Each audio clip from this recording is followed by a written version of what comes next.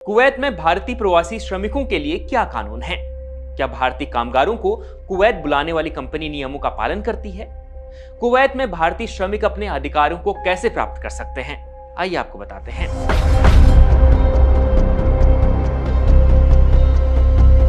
Kuwait में भारतीय श्रमिकों के साथ हुए अग्निकांड और उसके बाद वहां रहने वाले कामगारों के रहन सहन को देखकर हर कोई परेशान है। इसके लिए लोग सहानुभूति जता रहे हैं और कह रहे हैं कि वहां जाने वालों को एक अच्छा जीवन मिलना चाहिए। लेकिन कैसे? क्या वहां की सरकार इसके लिए प्रतिबद्ध है? क्या वहां कुछ ऐसे नियम हैं जो भारतीय श्रमिकों को अधिकार दे सकता है? इस पर भी बात करेंगे। तो कुवैत जैसे खाड़ी देश जो खाड़ी सहयोग परिषद यानी जीसीसी में शामिल हैं, उन देशों में प्रवासी मजदूरों के लिए व्यवस्थाएं कफाला व्यवस्था के माध्यम से होती है। इस व्यवस्था के तहत कुवैत में रहने और काम करने की वैधानिक स्थिति पूरी तरह कामगार के नियोक्ता यानी उसे जो बुला रहा है उसकी होती है। कुवैत जाने वाला कोई भी भारतीय कामगार बिना कंपनी की इजाजत के न तो कुवैत जा सकता है, न ही कुवैत से वापस भारत लौट सकता है। और नियोक्ता कोई भी हो सकता है, कोई भी कंपनी हो सकती है या कोई कुवैत का स्थानीय नागरिक भी हो सकता है, यानी जो किसी कामगार को कुवैत बुला रहा है वही उसका नियोक्ता है। अक्सर कुवैत में लोग अपने घर के कामकाज जैसे माली, ड्राइवर, रसोइया के लिए भारत के लोगों को बुलाते हैं, तो उनके लिए भी यही व्यवस्था लागू होती है।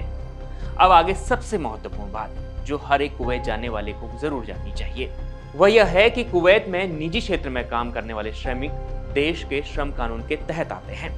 वह श्रम कानून के तहत अपने अधिकारों को प्राप्त कर सकते हैं, लेकिन घरों में काम करने वाले लोग, खेतों में काम करने वाले लोग, माली भी, ये सभी अस्थायी श्रमिक की कैटेगरी में आते हैं। ऐसे में उनका संरक्षण श्रम कानून के दायरे में नहीं आता है। ऐसे कामगारों के कॉन्ट्रैक्ट में जो बात पहले से तय होती है उसी के तहत काम होता है।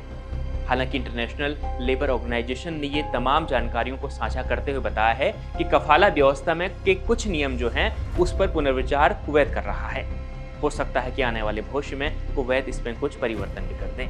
अब अगली महत्वपूर्ण जानकारी, कई भारतीय कामगार जब कुवैत जाते हैं तो वह असीमित अवधि के लिए कॉन्ट्रैक्ट साइन कर देते हैं, जो बिल्कुल भी नहीं करना चाहिए। अगर कोई कामगार ऐसा करता है तो उसे बुलाने वाला उसे जिंदगी भर के लिए अपने साथ रख सकता है। वह उसे बुलाने वाले कुवैत नागरिक की इजाजत के बगैर कभी भारत नहीं लौट सकता। तो कुवैत में लिमिटेड कॉन्ट्रैक्ट अधिकतम 5 साल के लिए होता है, वही करना चाहिए। और तो असीमित जो कॉन्ट्रैक्ट है उसमें सिर्फ ज्वाइनिंग डेट लिखी होती है और वो कब खत्म होगा उसकी कोई तारीख नहीं होती। तो कुवैत जाने वाले लोग असीमित कॉन्ट्रैक्ट करें, यानी फिक्स एक लिमिटेड अवधि के लिए कॉन्ट्रैक्ट करें। अब बात करते हैं रहने की, जो इन दिनों खूब सुर्खियों में है। तो मूल सुविधाओं में से एक रहने की सुविधा दिलाना नियोक्ता की जिम्मेदारी होती है। हालांकि अधिकांश कंपनियों या फर्म भारतीय कामगारों को यह फ्री में भी देता है। यह सब कई बार पहले कॉन्ट्रैक्ट में तय हो जाता है। ऐसा ही खाने के लिए भी है, यह कॉन्ट्रैक्ट में पहले से ही तय होता है। लेकिन पिछले दिनों भारतीय कामगारों को लेकर जो तस्वीर आई और वहाँ रहन सहन को लेकर जो बातें बताई जा रही हैं लगातार मीडिया रिपोर्ट्स में जो आ रहा है, वह देख के ऐसा लगता है कि जो बुलाने वाला जो कंपनियां या जो फर्म है या वह नागरिक है वो इसका पालन नहीं करते हैं। तो ये तमाम जो जानकारियां हैं ये आपको इंटरनेशनल लेबर ऑर्गेनाइजेशन में भी मिल जाएगी, उसकी वेबसाइट है, उसमें तमाम जानकारियां यहाँ पर लिखी हुई हैं। जब भी कोई भी भारतीय नागरिक अगर कुवैत जाए तो वो उन जानकारियों को ज़रूर पढ़े।